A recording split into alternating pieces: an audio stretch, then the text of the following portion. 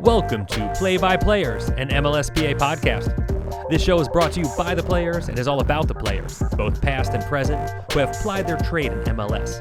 You'll hear about each player's journey into the game, their careers and life after the game, on the field and off. It's all on the table.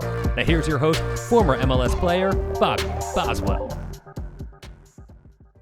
Welcome to another episode of Play by Players. Today we are joined by a two-time Supporters Shield winning midfielder. He has played over 260 professional games for the New York Red Bulls and Nashville FC.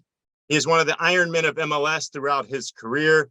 He has played in the MLS Academies, the NPSL, the USL, the MLS, the Open Cup, the CONCACAF Champions League. If it's MLS related, he has done it.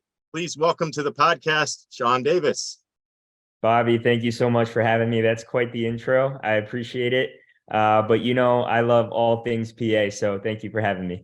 Oh, well, we appreciate you coming on. I know there's a variety of people, different fan bases that are excited to hear your story, and I look forward to telling it. So let's start back at the beginning. We have had a ton of guys on the podcast, and I always say it's more indicative of the culture of New Jersey. But there's just so many professional players that have come out of that state. Your story starts in New Jersey. You're born in Long Branch.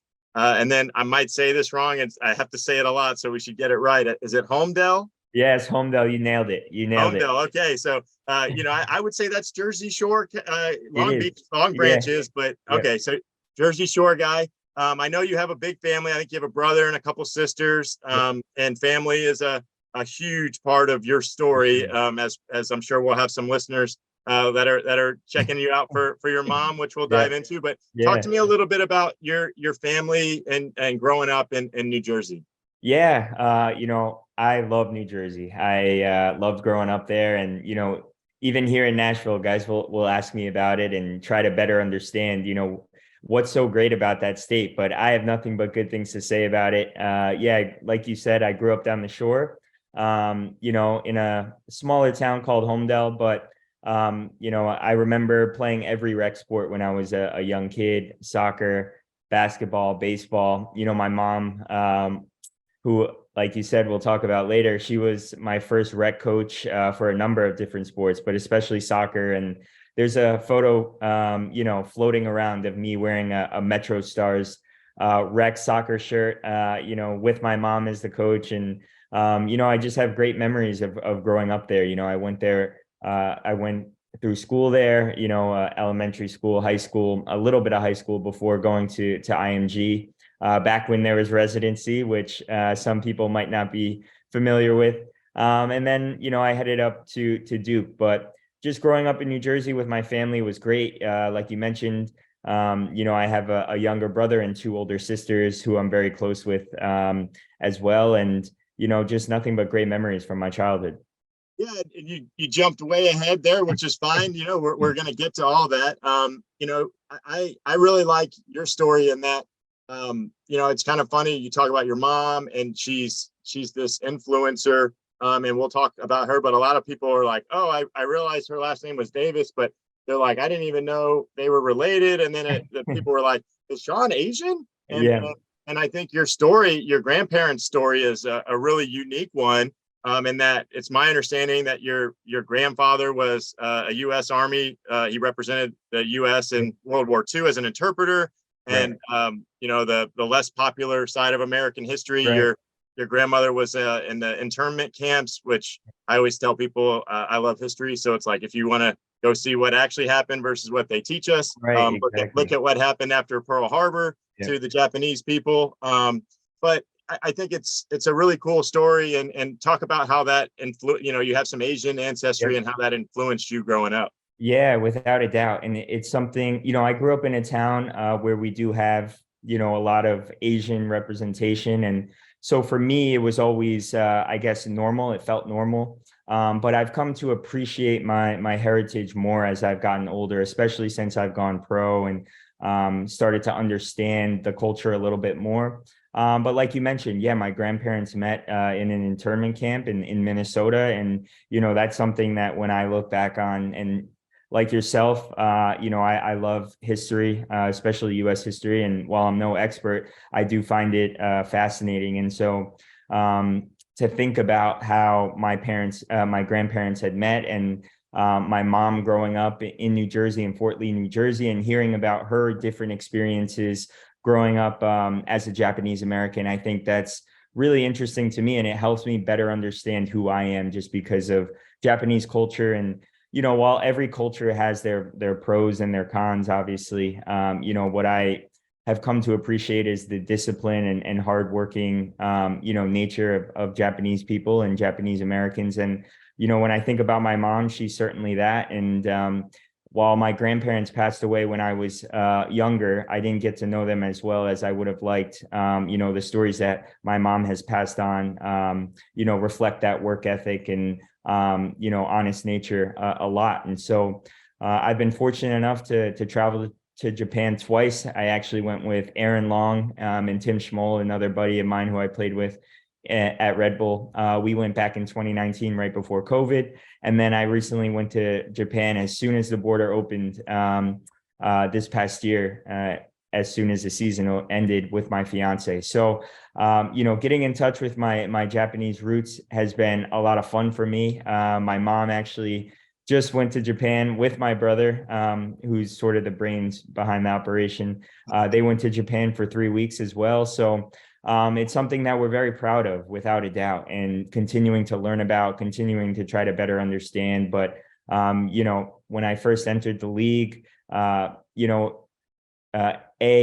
wasn't really celebrated too much. And so this has become not a recent thing, but it's become much more popular over, I'd say, the last 3 or 4 years. And I think it's great to have even more inclusivity. And, I think that's something that the league and the PA does really well, and something maybe that's not as focused on in other leagues across the world. So I know that's a long-winded answer, but I'm definitely proud of my Japanese roots and always trying to learn more about it.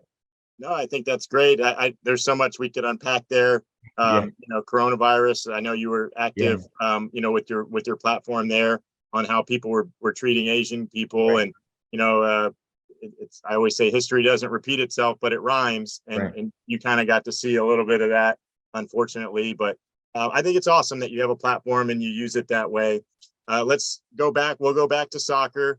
You had several clubs growing up. I know you said you talk about a picture, and your mom was like your first rec coach. In doing some research for this, it seems like you're a hot commodity. There are a lot of clubs that claim Sean Davis in New Jersey. You got the Homedale Bulldogs, the NJSA 04 Academy, Match Fit Academy, which I'm not really sure what that is. And then, of course, the New York Red Bull Academy. But it seems like a lot of people wanted you. You're probably a very talented player early on. Is that right? Yeah. I consider myself lucky. I was able to bounce around a little bit and meet so many great people along the way. I have so many friends from youth soccer days, as I'm sure you do as well. It's a great time in our, careers where you're traveling around, you're spending a lot of time with your parents. And, like I said, there's just so many great memories from that time. And that's something that I try to stress to players these days, and when you're talking to younger players, just trying to remind them that time you get with your parents, the time you get with your youth soccer friends, you'll remember that stuff forever. So while you're always itching to go pro and kind of take the next steps and develop as a player, it's also important to try to appreciate those moments. But yeah, I bounced around a lot, and like I said, met a lot of great people. Was trying to find my footing at different clubs, and always trying to think about what gave me the best chance for my development. So, eventually, you mentioned Match Fit.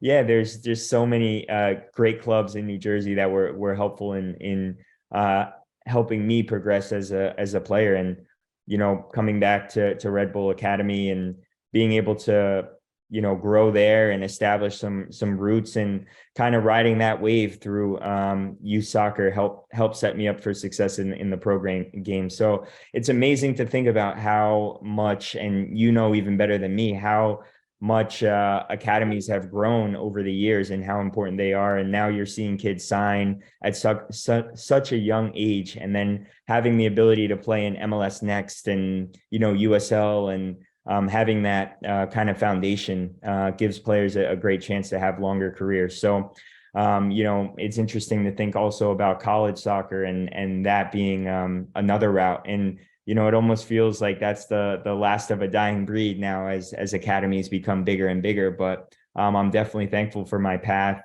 through youth soccer, college soccer, and where I am today. Yeah, I've been very critical of kids not going to college for just to become adults. That's my opinion. We'll dive into that a little bit. You talked about that photo. You're wearing a New York Metro Stars jersey, New Jersey Metro Stars shirt. And it reminded me of like the old shootouts where Tab Ramos had his shirt, and it looked huge on you, but it was like those shirts were just huge back then. It looked huge on Tab when he played, and it got, and looking at some stuff here, it looks like you actually had some interactions with Tab, and that Jay, is it Tettelbaum? Yeah, exactly. He was one of your longtime coaches. He started one of the academies, the NJSA 04 team that you were part of, and he did that with Tab Ramos.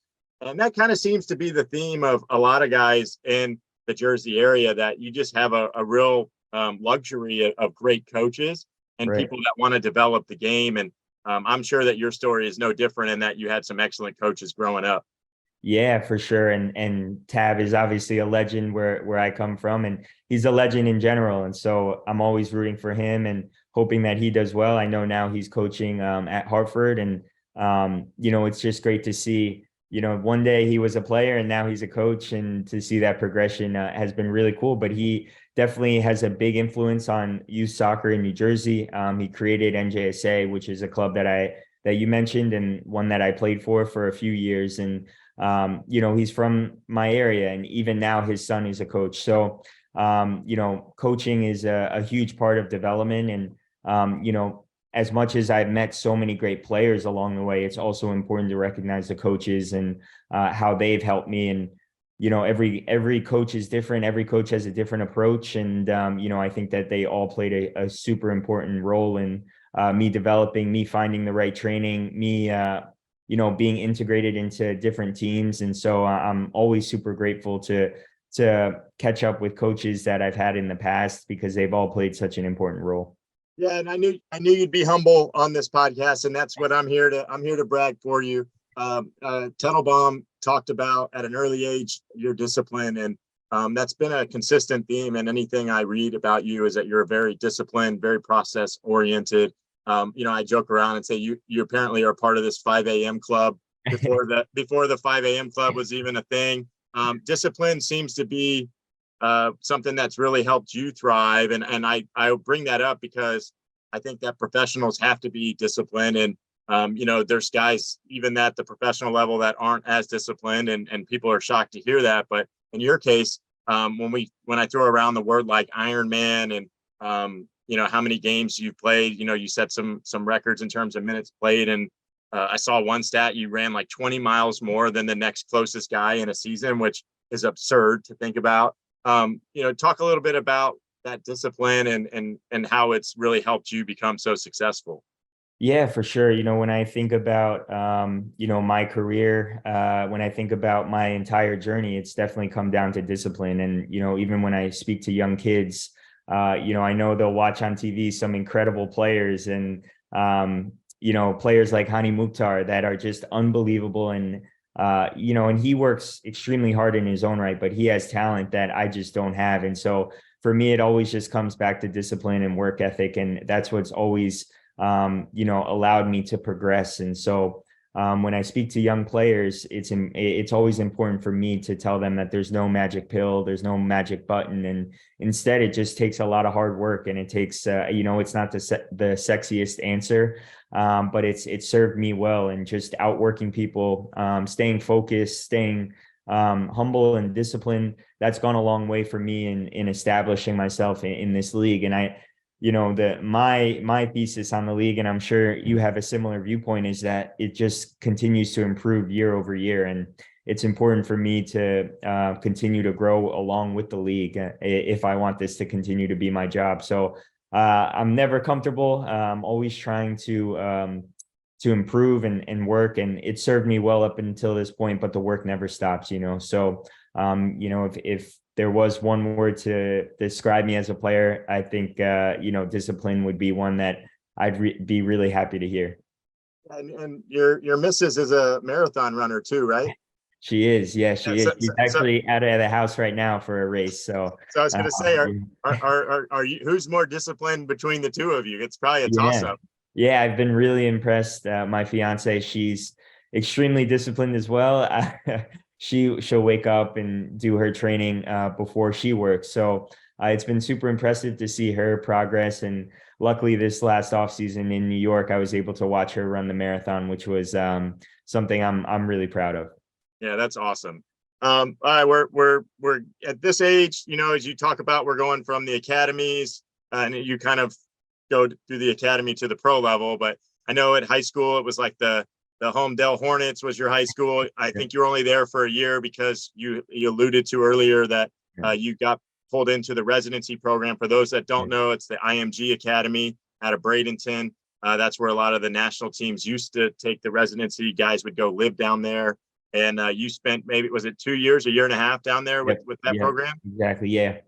And how'd you come about even being involved with something like that? That's the 40, 30 to 40 best players in the country that in the middle of high school, which I always thought was crazy. You just make a decision to go live and live, eat, breathe soccer with a bunch of the other best kids around the country. Right. Yeah. It wasn't the biggest prospect in New Jersey when I was in middle school and my freshman year of high school.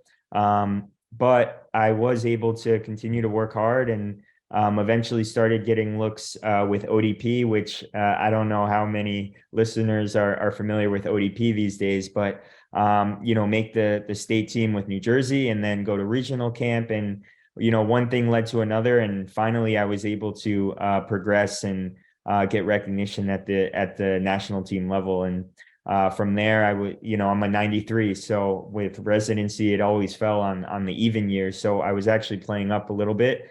But it was just an experience that I really wanted and something that I worked pretty hard for at a young age. And it was a difficult decision to leave my parents, leave high school, a normal high school experience. But, the silver lining was that I was able to come back for my senior year and experience high school that way.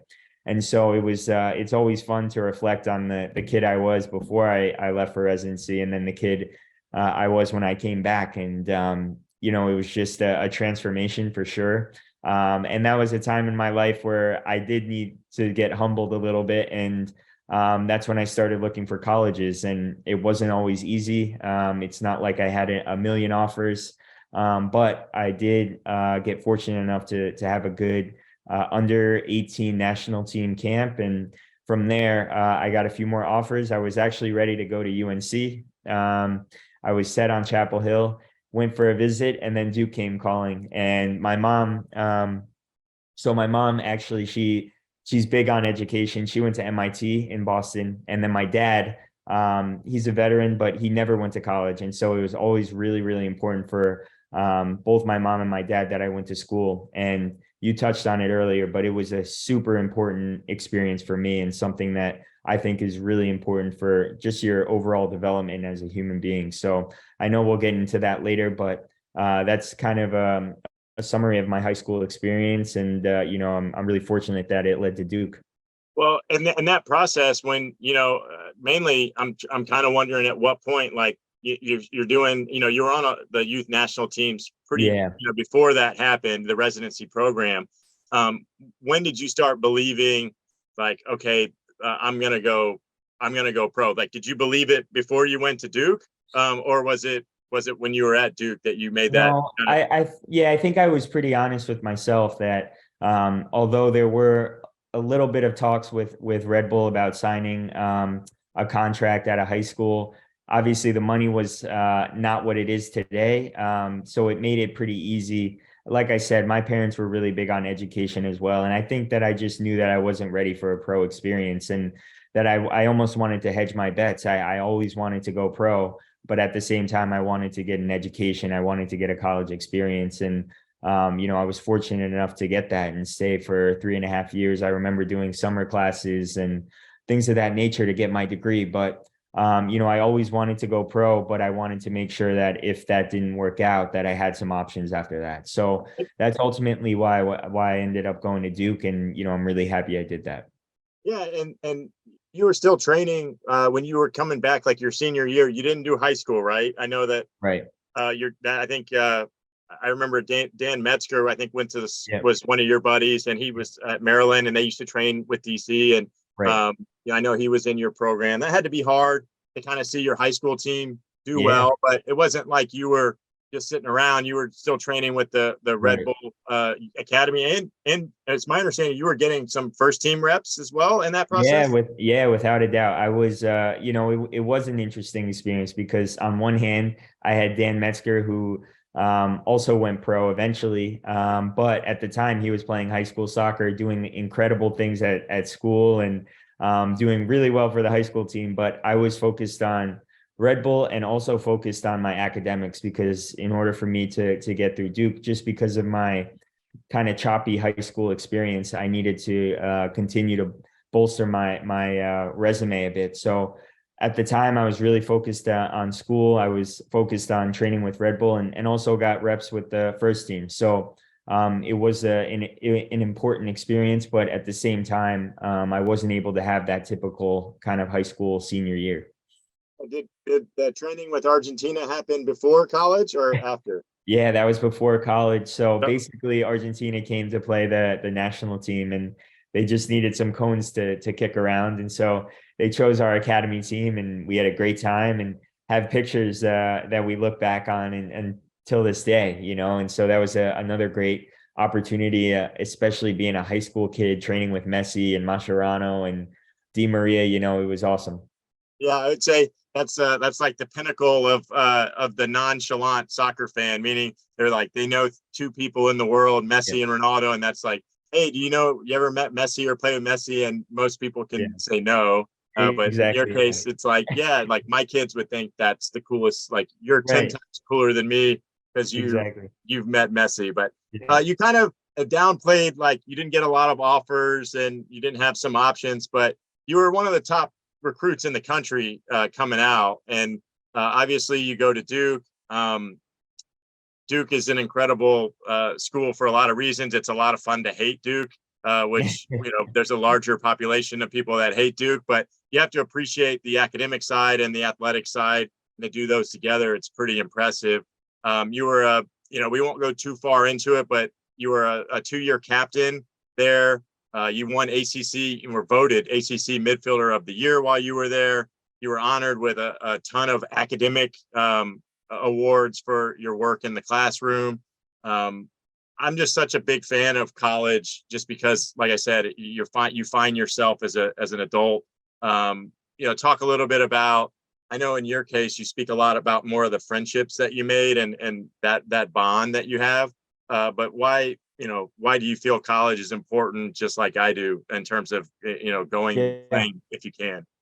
Yeah, I mean, first of all, every player has their own path, right? And so it's not for me to judge, but all I can say is that I agree with you in that I was just a kid going into school and going into college specifically, and again, it was a transformational period from when I started school as a freshman in 2011 and compared to where I was in 2014 when I was finally ready to go pro. I finally felt like a man. I felt like I just had learned so much being off of my own, having to balance school and soccer and manage relationships. And, I just think it was a really important social experience for me. And having friendships for life is another thing. I'm really close with my college buddies and continue to stay close with them. But, kind of tying that into soccer, one of the things I'm most proud of was being captain for my hometown team of New York Red Bulls. And,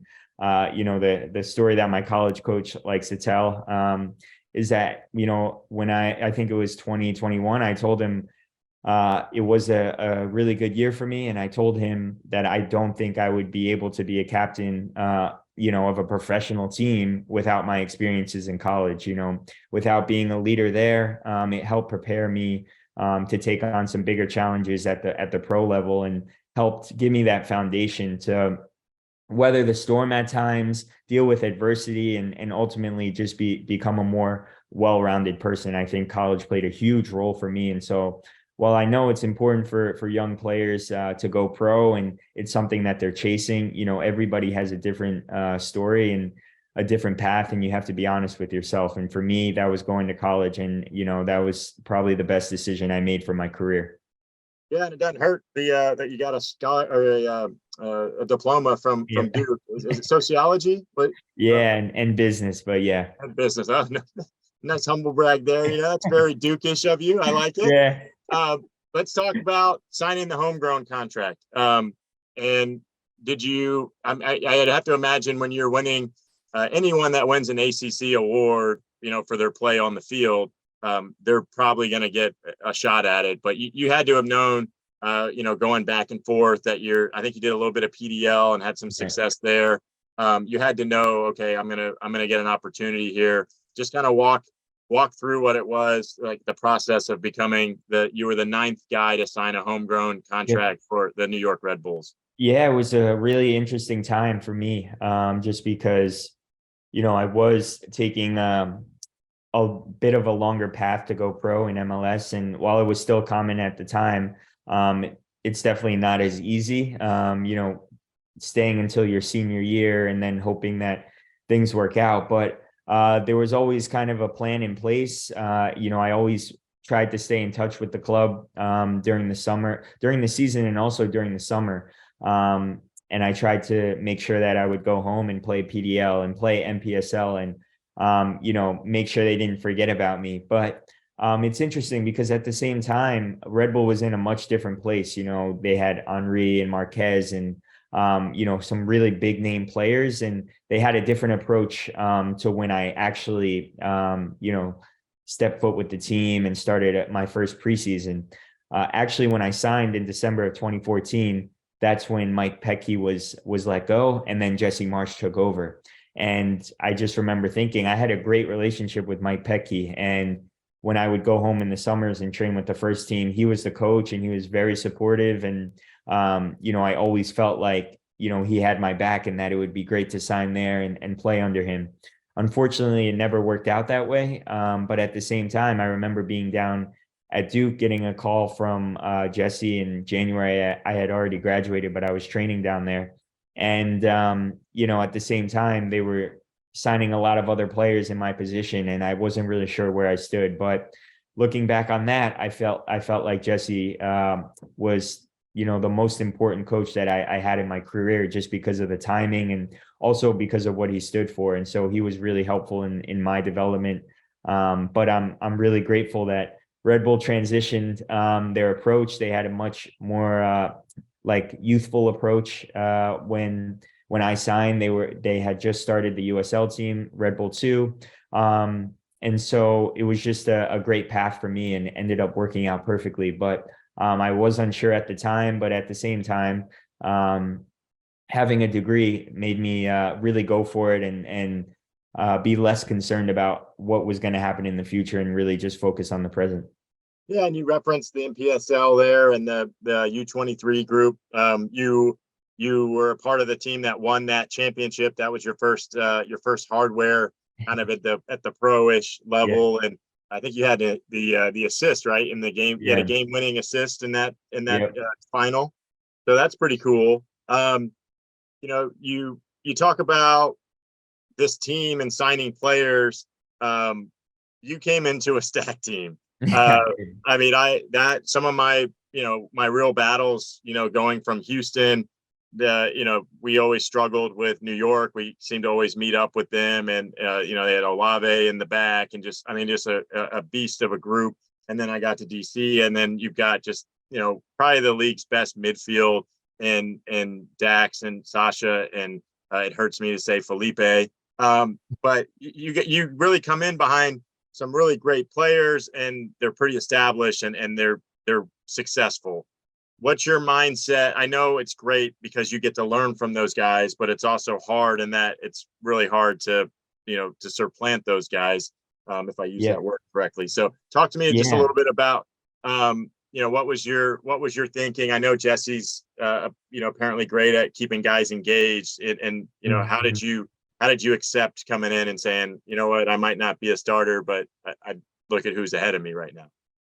Yeah, I think at first I was just happy to be a pro, right? I know that I was really fortunate to be in that position. And fortunately I had a couple years guaranteed. So I knew I at least had some time to establish myself.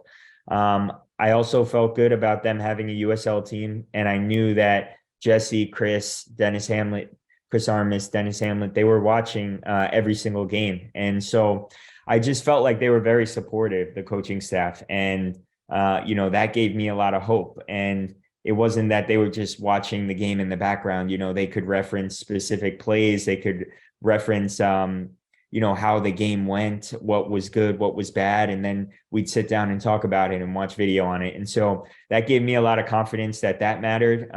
Training was really important to them as well. And so, your performance in training would earn you minutes during the week. And that's eventually how I was able to win them over. And so it was just a really good environment for a young player looking back on it. And you touched on it as well, playing behind players like you mentioned, Sasha, Dax, Felipe, specifically in the midfield. There was just so much to learn. These are seasoned vets. These are guys that, had really established themselves in the league. And so having them in the locker room every single day was helpful. And I didn't even have time to think about, okay, when am I going to play for the first team? I just knew that, they were enjoying having me around. They appreciated, the way I showed up to work, and I just felt like I was on the right path. And I think Jesse did a great job of really establishing that culture early on. Yeah. And I think, you play a little bit in the, for Red Bull too. And I love that. I think guys, you got to get minutes somewhere. And as long as you're getting those, I was always frustrated when guys would talk about that as like a downgrade. It was like, you got to get minutes. So you took advantage of that. You started making some headway with the first team and playing there. You were featured in the 24 under 24 because of your age and how good you were. I know you played in the Chipotle homegrown game. So you were starting to get some real minutes and some real recognition. And then it just kind of, it goes into a whole nother level where you start becoming a more regular player and you play a ton of games. You guys win, 2 different supporter shields. You were part of those teams. The fan base there really embraced you because you were one of their own. Just talk a little bit about, that organization, and there aren't many guys that we have on that aren't really bitter about how something ended. And we don't have to go too far into that, but it's my understanding that you're very at peace with everything. I think they're at peace.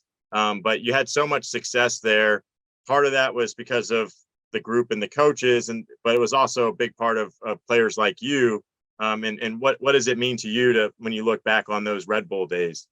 Yeah, I love the playing for Red Bull, and I loved my time there, and it was fantastic. Obviously having my family and friends there, but having great teams, great locker rooms, great coaches, and obviously great fans. And it was a really special chapter in my career. It's where I was able to really get things going and finally establish myself. And 2018 was a special year with the team that we had in winning Supporter Shield, because as you know, it's hard to win in this league. And so to have a year like that, I feel extremely blessed. And even moving on from that year, I'm grateful for all my coaches there, Jesse, Chris, Bradley Carnell, who's doing extremely well in St. Louis, and Gerhard. They were all great coaches that helped in my development. And becoming captain was something that I was really proud of. And it was challenging, having a new coach, but ultimately being a coach that brought the best out of me. And then also having a really young group. Red Bull had gotten really, really young by the time I was captain. And so navigating that whole situation, again, I think that ties into my time at Duke and being an upperclassman, working with freshmen and trying to understand their lives and connect with them in a way that gets the best out of them. Showing them that you genuinely care about who they are as a person and player. Those were all important lessons that I took from college. But yeah, it was a really, really special time in my career. It was great going back this year to Red Bull Arena. It's just a special place, and it always will be for me. And I'll have nothing but great things to say about that club. Yeah, and some of those, you talk about the transition from old to young. Some of the guys that were there were real veterans in terms of, people still know Dax and Sasha, but you had Robles in goal, who he was a force to be reckoned with in terms of leadership, and you had BWP, who was kind of a quiet force, right? So you kind of had this real transition, or all of a sudden now, and I look at you, I still see like a boy, meaning like I feel old, but I mean, like, you're considered a really, really established veteran in the league, but I feel like that's something you say about someone who's going to be out of the league in a few years. And I don't think that that's the case. So I call you like a young veteran, but for you to be a captain of that team. And I remember you had to speak, right? And like, I've been captains of teams. I never had to give like hey, I'm the captain now, like Captain Phillips type speech. But you had to do it in front of like the whole organization. That I know you had been a captain in college, but this, to me, that seems like a very different beast. Talk a little bit about, just finding out the day of, hey, I'm the captain, and now hey, by the way, we also need you to go tell the whole organization, like, you're going to be the leader. Yeah, it was overwhelming for sure. Just a wide range of emotions. But Chris Armas was the coach at the time, and I'll always be grateful for Chris's guidance. But yeah, it was a surprise. And it took some adjustment for sure. But I just remember having to go upstairs at Red Bull Arena and speaking in front of the club and trying to reassure everyone that I was the right person for the job. And we had 3 or 4 games, and then COVID hit, and there were so many different issues going on in our country, coming from such a diverse part of our country in New York. I felt like it was important to try to navigate those waters a bit. And I'm not going to say I got everything right, but it was a challenge in a different way. But again, I can't stress this enough. My time in school helped me with all of that. And, having to do presentations at Duke in front of, a lot of people, I think that helped give me the confidence to speak in front of not only the organization, but more importantly, in front of the guys, and trying to be aware of how I came across, trying to be genuine with them. That was really important. And I also think that having Jesse as my first head coach was really important in that too. And having all the seasoned veterans that you had mentioned, those guys were so important in me becoming the player and person that I am today. And Alex Muriel and I, who Alex obviously plays here at Nashville, we always think back about those Red Bull days and how lucky we were to have the coaches and the players that we had in that locker room, and we wouldn't be in Nashville today without that. Yeah. And we'll get into a little bit about some of the guys that you've got history with, probably every guy in the league, but especially the team you're on now in Nashville. Let's go back to, you talk about some difficult times. COVID was obviously a challenging time. I think one of the cooler stories in your journey is the year where y'all snuck in the playoffs, and you've never missed the playoffs in MLS. I knocked on wood for you. That year, your parents are battling cancer, and I talked about you logging a ton of miles on the field. You were logging a ton of miles off the field and going and seeing them in the hospital. Would you say that was, it had to have been one of the more challenging but fulfilling years of your career? Yeah, for sure. It tested me in a way that, I could never imagine. And, no one asked for that, and no one understands it at the time. But, it was just a crazy time. I was in a contract year. My parents were going through a lot. My family was going through a lot. I didn't want to be the first captain to miss the playoffs in X amount of years either. You know, I wanted to feel like I was the right man for the job. It's, you know, I wanted to lead the club in the right way. And, you know, fortunately, Gerhard Struber, the coach at the time, he was very supportive. I do feel like he brought, you know, the best out of me at the time. And, you know, he was also very understanding about what was going on with me off the field as well. And so his support, was really meaningful to me, and still is meaningful to me.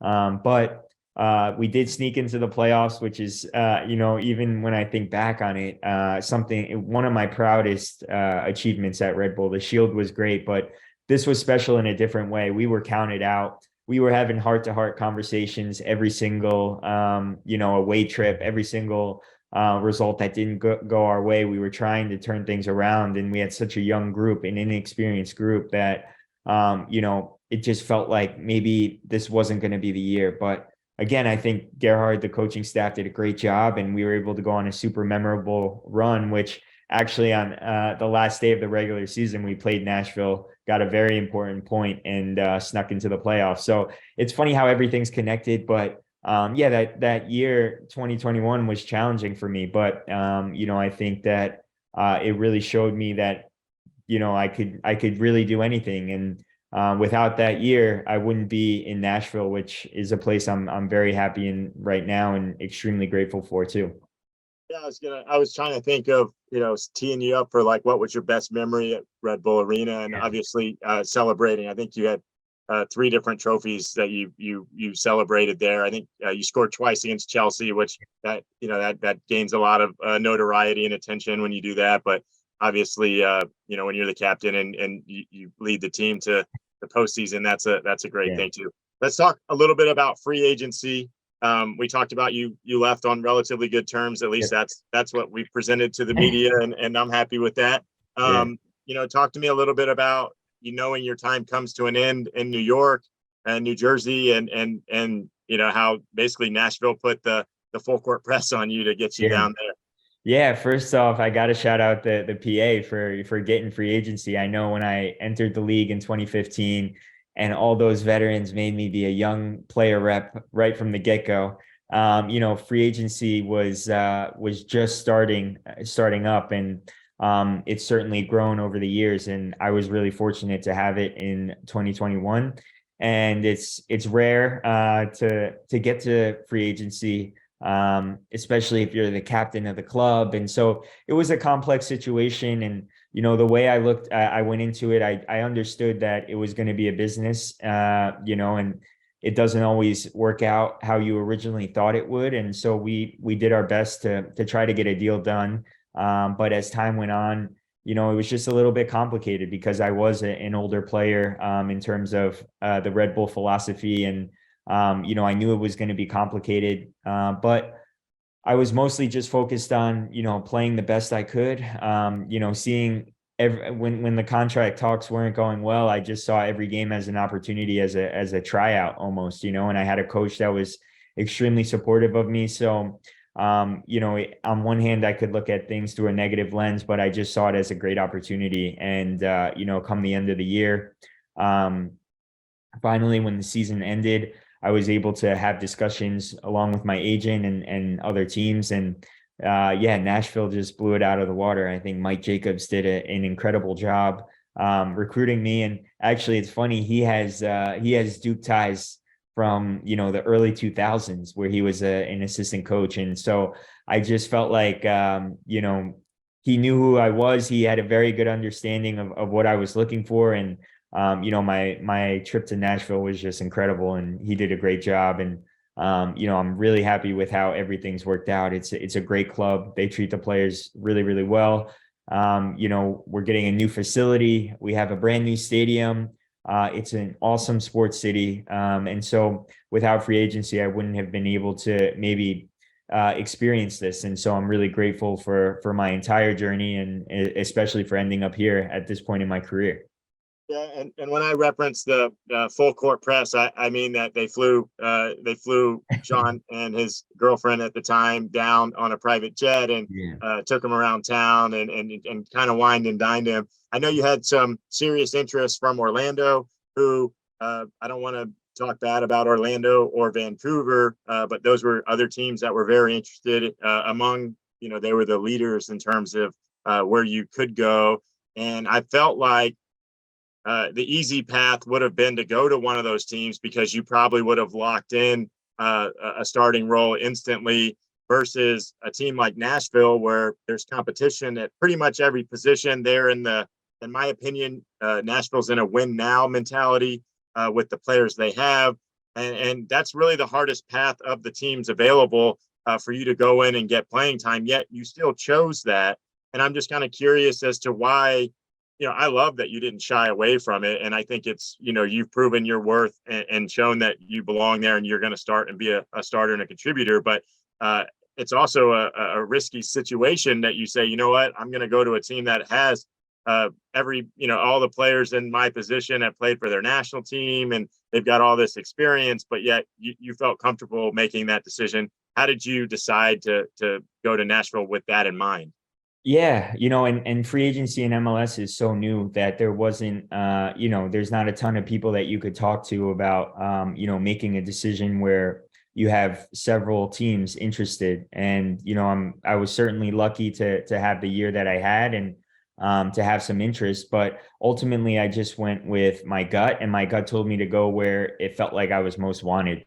And Nashville, from, the day that they could possibly talk to me, they just threw everything they possibly could. And it just felt like really well thought out. It felt like it ticked all the boxes, and, they just did a great job of presenting the project. I mean, the team is extremely well built. There is a lot of value on American players. It's a great locker room with guys that I already knew. And so it just felt like it was a win-win situation. And honestly, I couldn't lose by coming to Nashville just because of what had been built, the success the team already had as a young expansion team, where they were going, and also the small challenge of going to the West and experiencing something new with the group. I felt like that was a great time for me to join a team, and it's been great. I've really enjoyed it, and I just feel like it's a top class organization.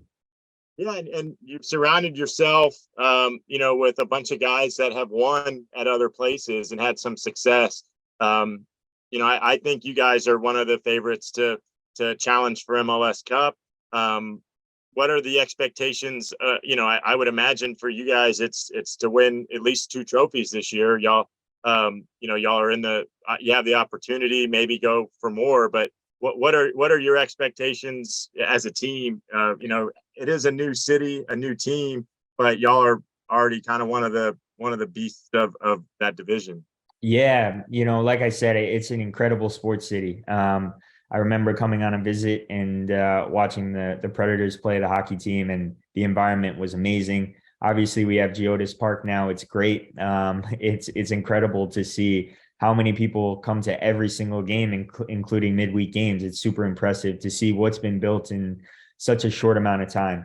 I would say in terms of expectations, I think if you ask any player on any team, they want to win, and they want to win now. And that's certainly true for us. And we do believe that we have the right group to achieve big things. But, you also know that it's a grind in this league, and, it's a marathon, not a sprint. And so while I feel like we're in a really good place right now, we have to continue to maintain that consistency. And I think that's where our experience plays an important role. Especially this year, we have Open Cup, Leagues Cup, the MLS season, a new playoff format. There's a lot that's going to be thrown at us, and I think that we've had a good start, and we have to maintain that. But of course, our goal is always to win trophies, especially here, where we feel like we have the group we need to achieve that. And it's never going to be easy. Only one team can win MLS Cup at the end of the day, but that would be a dream come true for all of us. Yeah, no, I think that's the expectation for those that are watching from afar. You have the talent. It's just, can things go your way, and it'll be fun to see. I wish you luck as you go into that. Before we wrap up, we're gonna talk a little bit. People will kill me if we don't talk about your mom and the force that she is on social media. I love to cook and I love comedy, so it's a perfect match made in heaven for someone like me. And I'm not the only one. millions and millions of followers that follow her on different platforms. Can I call her Linja? Is that You can. okay? Please do. Talk a little bit about, to us, she's this hysterical. She's got like this great, older person vibe online, but to you, she's mom, right? And she was your first coach, and talk a little bit about what it's like to be a celebrity yourself, and then all of a sudden have your mom just kind of blow through and become a talking point on things like this. Well, I wouldn't consider myself a celebrity, but I would consider my mom a celebrity. And, it's funny, my brother out of college, he joined Red Bull too. And he was a videographer for us. So he would travel to games, and, I have great memories of winning games, and my brother's there on the field, capturing the moment, and we're taking pictures together, and we're winning games at Yankee Stadium, and he's right there with me. But then COVID hit. And so he was out of work, and my parents are retired, so they were at the house, and my brother was living there at the time. And in order for him to stay sharp, stay busy, he would just record them doing chores around the house. And, the videos with my mom really stuck. He had a lot of fun with it. My mom had a lot of fun. And that was just when TikTok was becoming popular. So my brother threw the content on there, and, it quickly went viral, and life hasn't been the same since. My mom has been loving it. My brother loves it. Obviously, my brother has kind of complete creative control, and my mom just loves cooking and spending time with my brother. So, I first noticed how big, you can see the numbers on the different social media platforms, but I first realized how big she was by coming to Nashville. She would come and visit, and then pretty much anywhere we went to eat, anywhere we went to pick up something, people would ask her for pictures, and I'd be the one taking it. And so she's doing extremely well. They travel all over the world. Honestly, like I mentioned, they just got back from Japan. They were in Abu Dhabi before that. They're going to Paris, so they're having a lot of fun. And I couldn't be happier for them. It's also, my dad's involved as well. He helps with so the studio is the house that we grew up in. My brother and I grew up in, and so my brother has an apartment in Jersey City, but he'll drive down to Homedale, and my dad will have all the equipment set up for him, all the lights, and our kitchen is just a studio. We have a green screen, and my brother's office is in the basement, and he's editing the videos there, and my dad's taking care of all the financials and the expenses, and it's a family operation, but it's great to keep them busy, and they love every second of it. So. No, I think it's awesome, and I think it's hilarious to see, MLS personalities put it 2 and 2 together, right? Like, they're like, oh, wait a minute. I think it was when she started wearing the jerseys in the videos. Yeah. They're like, oh, she's wearing a Red Bull shirt. Oh, it's Davis. It's like, wait a minute. It's like you watch the cogs turn, and it's really cool. Let's finish up on you. You've represented the U.S. at the junior level.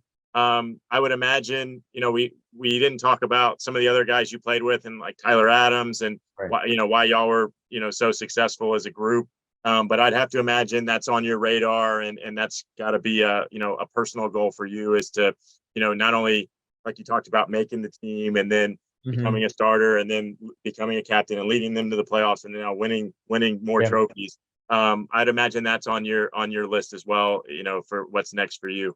Yeah, of course, I'd love to play for the national team. I'm also realistic, I'm getting a little bit older, and we have a fantastic national team, and just the talent coming up is super impressive. I loved watching them in the World Cup, obviously because of Walker and Shaq Moore, but also just because it's such a fun team to watch and root for. And of course, I would love to play with them and be involved, but at the same time, I don't mind watching them as well. So that'd be great. But more importantly, I think being here in Nashville, I just want to win as much as I can. I think I'm past the point in my career where I'm concerned about establishing myself and worrying about that next deal or this or that. It's more about focused on winning now. Like you mentioned, I think this group is tailored for that. And so that's where we're at as a team. And just trying not to look too far ahead, and honestly just enjoy it, because like, it flies by. And so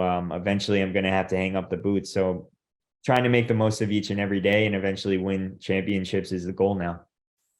Yeah, that's awesome. Let's talk a little bit about off the field. You've always kind of been involved with the greater good. I know you were charitable with your time in college, and you've done a ton of things with your time in the MLS.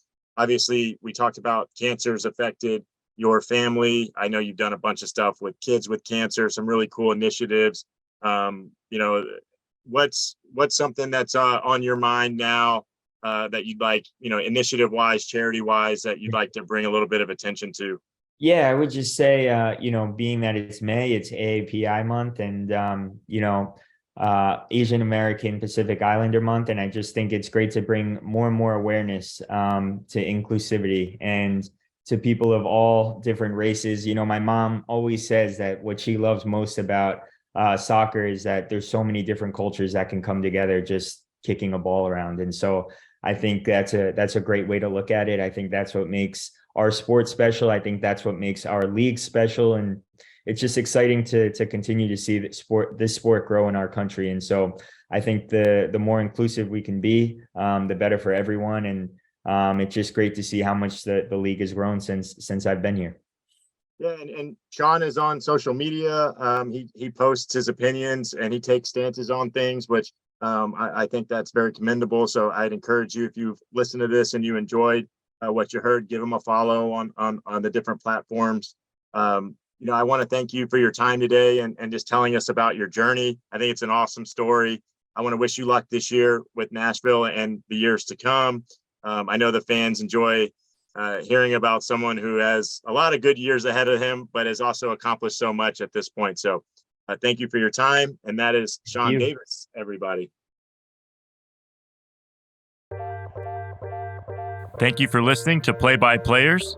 Visit playbyplayerspod.com for more episodes or subscribe wherever you get your podcasts. This has been a production of the MLSPA. Learn more at mlsplayers.org.